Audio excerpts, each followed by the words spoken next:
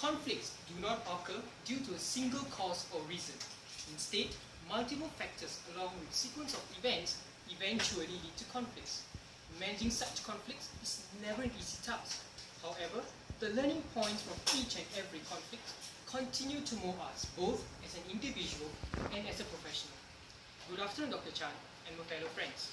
My name is Saravanan and this is Max, Wenzi and Fauzan. Today, my group will be presenting on conflict management. For today's presentation, my group has chosen the Little Media Riot as our case study. This particular riot took place on 8 December 2013 and is the first riot to take place in Singapore for more than 40 years. I'll be giving you a brief run-through of the sequence of events which took place on this eventful day, while my group mates will be covering the other parts of the presentation as you can see in the slide. So, let me give you a quick overview of this entire riot. The entire riot can be split into 4 phases: traffic accident, immediate aftermath, extrication of body and rescue, and arrival of Special Operations Command (SOC). Isn't it surprising that a traffic accident led to a huge riot? Well, before jumping into any conclusions, let's explore further. So, on 8 December 2013, Mr. Lee and Ms. Wong were doing their routine pickup of Indian workers from Little India. Mr. Saktiville, a drunk Indian worker, boarded the bus. He was told to alight immediately since he was drunk by Mr. Lee. However, once Mr. Lee drove off the bus, Mr. Saktiville began to run after the bus in an attempt to board again, and Mr. Lee failed to notice him. Mr. Saktiville unfortunately tripped and fell onto the way of the bus and died immediately. It is rather unfortunate that Mr. Saktiville lost his precious life, but this particular moment became the point of ignition for this entire riot. We managed to get a video for all of you to see the immediate reaction of those on scene. Sit back and watch this short clip.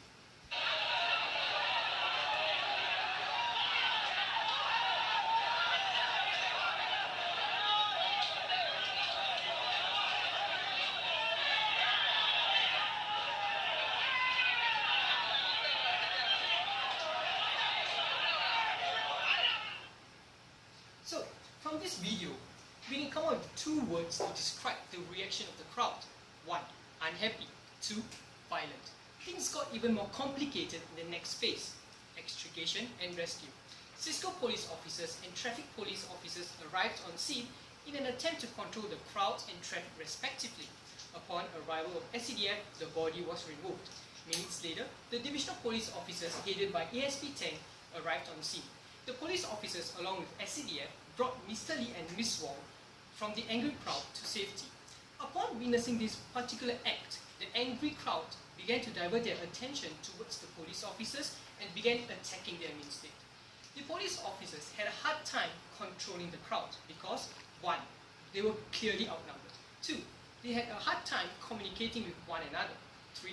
They were not equipped with necessary skills or tools to combat rioting behavior.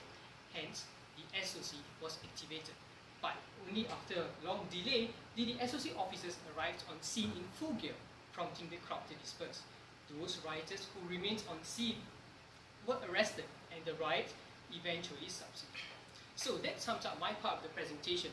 I'm sure every one of you have a rough idea of what happened on this eventful day. Now, I'll pass on to Max, who will be evaluating the key actions taken by Singapore Police Force. Thank you. Right, thank you, Sarah. Now that we have an idea of what happened throughout the riot, we will now look into what action the police have taken and the reason behind those actions. From the arrival of the police till the end of the riot, we have taken out 5 key actions taken by them. They are prioritizing the education of the body, then ensuring the safety of the responders and the targeted victims. Next will be the activation of SOC and holding position while waiting for their arrival. Lastly is the dispersal of the crowd. From the very beginning, the police have taken a accommodating response mode until the activation of the SOC, where they transit into a competing mode till the end of the riot. So firstly, why did the police prioritize this action instead of dealing with the unbecoming behavior of the workers? This is because they assessed that arresting a few of the workers will only result in antagonize the rest of the workers. This would not be a good idea, as they were clearly outnumbered and do not have complete control over the crowds. Lastly, they are also unable to establish contact with the divisional HQ and request for more backups. This is why they prioritize this action instead. Next, after rescuing the bus operators out of the bus, they immediately became the targets of anger by the workers. They considered firing a warning shot, but in the sense that firing a warning shot only increase their aggression. They are also unable to, if the aggression escalates, they are unable to deal with them because they are not properly equipped with the riot control equipment. Even if they do, they are not trained to do riot control tactics. Therefore, any reckless action from the police force will be dangerous for them. Hence, the best course of action will be to seek shelter in an ambulance while waiting for arrival of the reinforcement. Next, while in the ambulance, they are finally able to establish contact with the divisional police and request for activation of SOC, while outside the ambulance, the rioters went out of control. The SOC assistant is essential in this case because they are specialized in riot control tactics. However, due to a delay, there was a delay in the mobilization of SOC due to a lengthy process and a long chain of command. As a result, the workers were able to do whatever they want without any resistance. Due to a delay of SOC mobilization, the reinforcement from the division arrived, but they chose to help their position. But in fact, the number of reinforcement from the divisional police was capable of overwhelming and subduing the rioters. However, there's a communication breakdown. The reinforcement came in different locations of the riots, therefore they were scattered. And due to the noise of the crowd, the higher ups on scene were not able to establish any command and control over the scattered forces.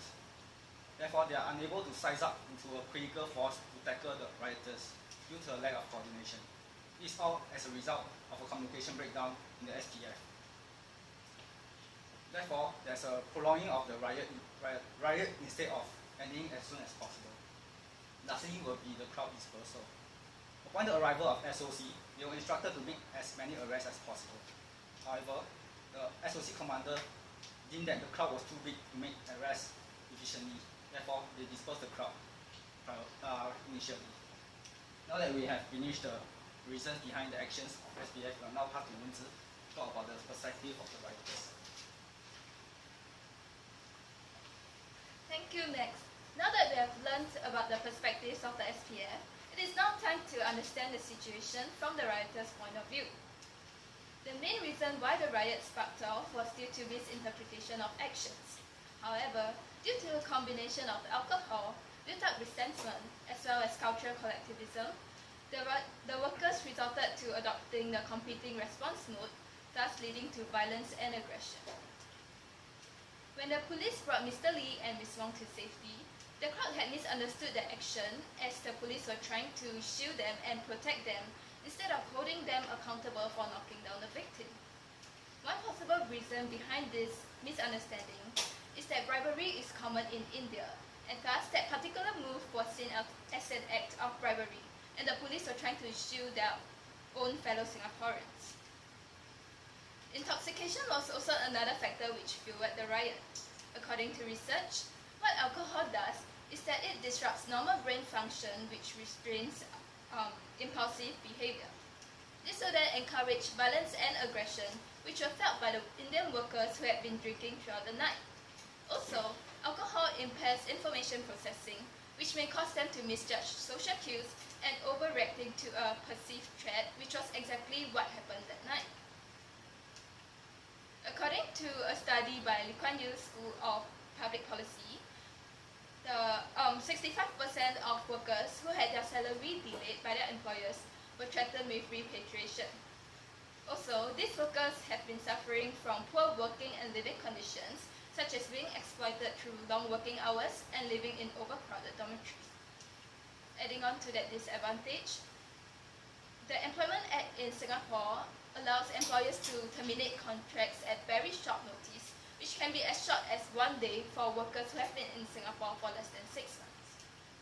One reason why they continue to work so hard without complaints is that in order for them to come over to Singapore to work, they have to come up with placement fees ranging between 6,000 to 10,000 Singapore dollars, which most of them have to borrow in order to fork out.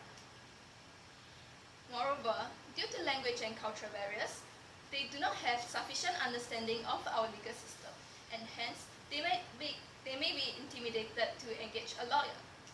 All these factors above lead to them lacking the courage to stand up for themselves, and over time, this may lead to built-up resentment.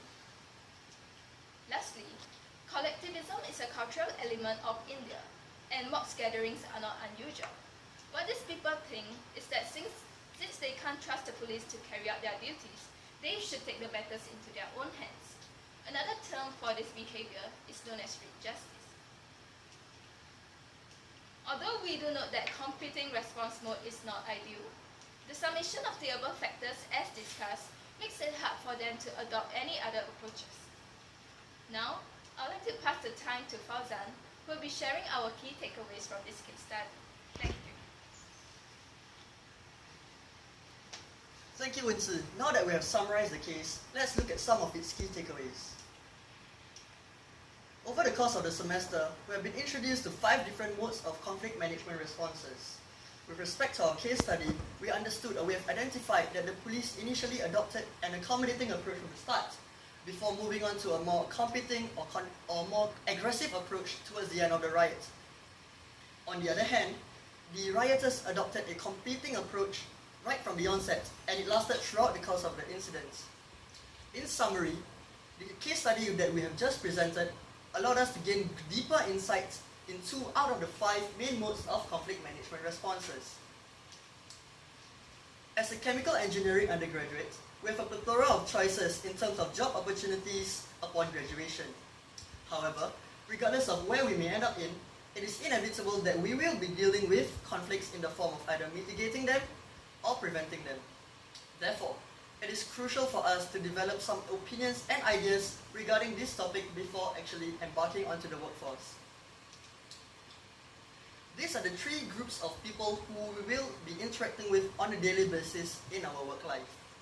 And they are the superiors, peers, and subordinates. With respect to the case study, we have actually identified that the competing, aggressive, and confrontational approach adopted by the rioters was not an ideal approach. Wen-Zi has previously described or given the explanation behind the reasons for them adopting such an approach, and one of them was built-up resentment. Therefore, we now know that we should avoid having built-up resentments when we are interacting with our co-workers. And how do we do that? We can do it by nipping it in the bud, by nipping our issues in the bud, and ironing out our differences as soon as it arises. Thus, the first key takeaway is that we have to nip our issues in the bud so that we are unbiased in trying to mitigate or prevent conflicts within our co-workers, with our co-workers. Moving on, when we first enter the workforce, we should adopt a more accommodating approach. With reference to the first-hand responders, they followed the rules, followed their protocols, and did not let emotions take control over their actions. Also, this allows, likewise, we should adopt such a response as it allows us to buy time to build goodwill, trust, and influence amongst our co-workers. Over time, this allows us to build the capacity to adopt a competing approach wherever necessary. This competing approach is akin to the SPF having the capabilities of the SOC at their disposal in emergency situations. Thus, the second key takeaway is that it is imperative for us to understand when to use each of these mode of response in our work life. In conclusion, we have covered the details as to what were the details behind the case study itself, why each party responded the way they did, and finally we have evaluated or found out how we can actually apply this in our future careers. Ultimately, I believe we all seek a healthy and purposeful work environment, and I hope that our presentation can help you take that one step closer in achieving your work-life expectations. Thank you.